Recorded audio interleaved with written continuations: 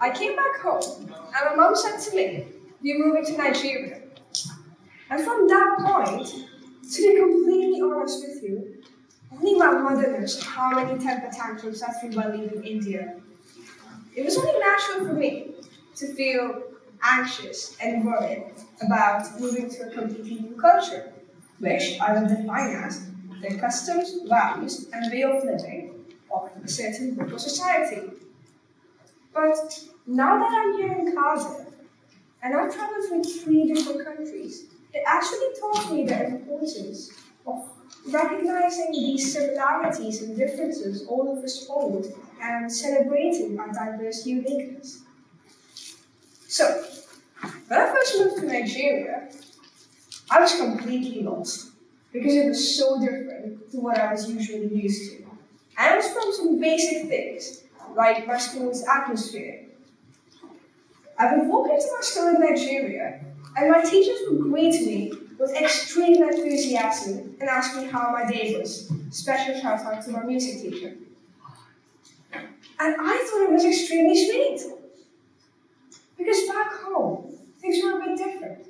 Not that I'm saying things were mean or bad, but all I ever received as acknowledgement was like a nod in the corridor if I did very well on exams.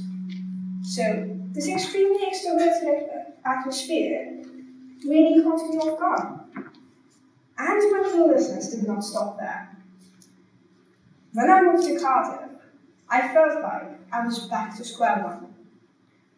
One day, I was really late to school, so I was rushing across the road, and I crossed the road when I was not supposed to, and suddenly, I bumped into this individual, and without hesitation, they apologized to me.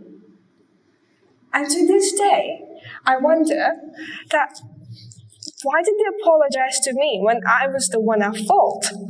Now, this cue of politeness was extremely foreign to me. Now, after thinking everything through, I thought my confusion could be made sense of from something called as cross-culture psychology, which is the study of similarities and differences between individuals who grew up in different cultures.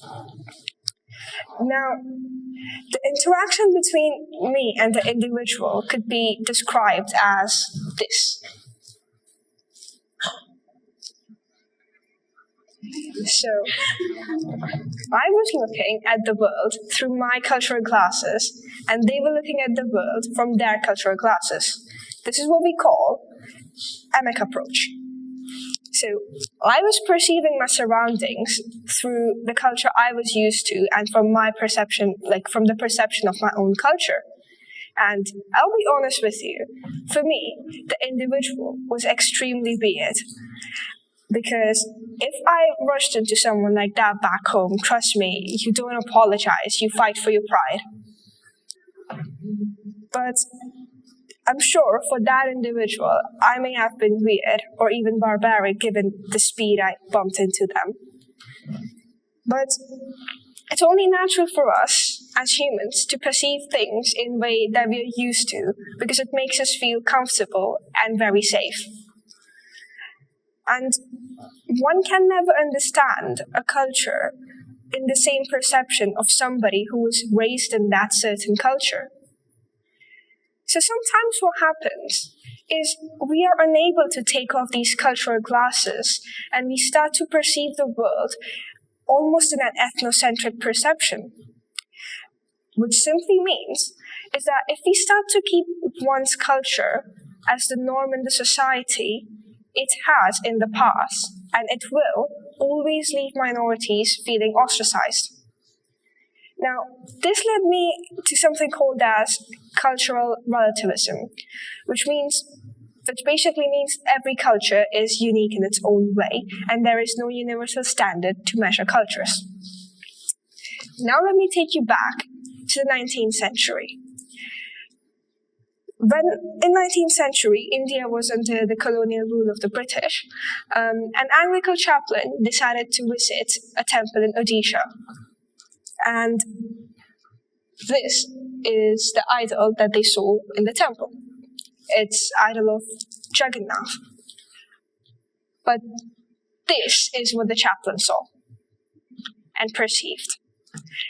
And the chaplain further went on to say that the temple of Jagannath and the idol of Juggernaut was extremely frightening, bloody, and violent.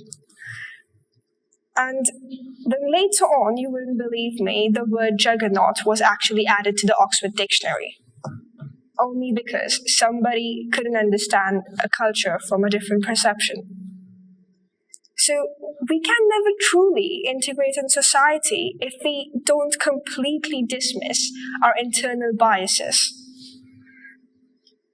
Now, interestingly, on the other side, there is something called as the ethic approach, which actually says that there are psychological universals present in all cultures.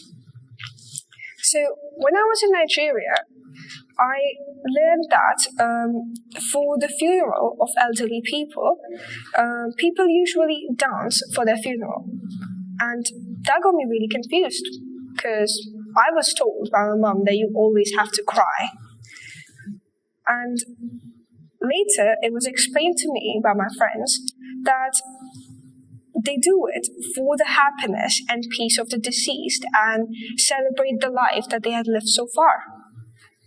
And in my culture, we have 14 days of rituals for the happiness and peace of the deceased. So even though we had completely different forms of expression, the intention and intent behind our actions was similar.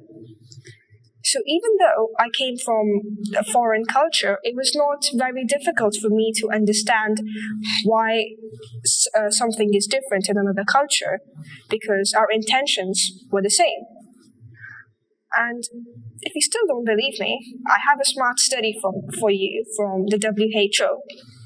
In 1983, WHO conducted a study for testing the symptoms of depression among 753 participants from Switzerland, Canada, Japan, and Iran.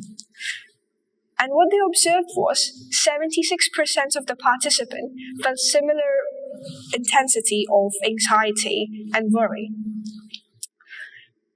And even though these participants came across all different cultures, the intensity of these emotions was similar.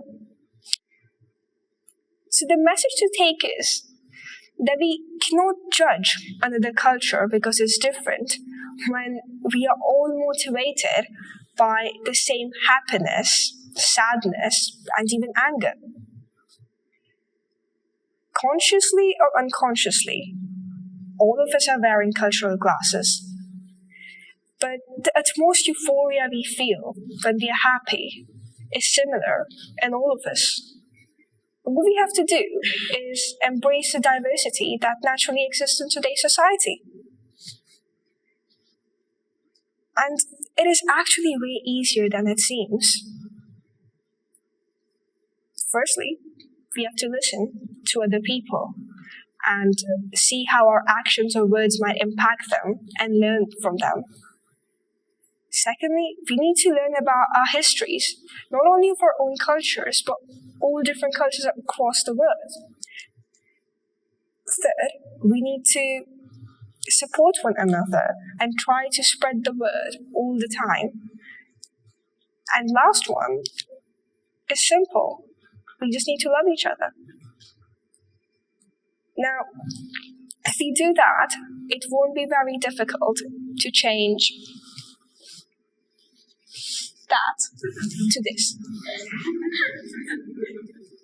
So, somebody once told me that all humans are 99.9% genetically identical. Now, what I mean to say is, even though we have our differences, after I traveled through all these 3 countries and I met people from distinct backgrounds, I realized it's not at all difficult to form beautiful bonds with each other. So, end of the day, if we all breathe the same way, how could we ever be that different? Thank you.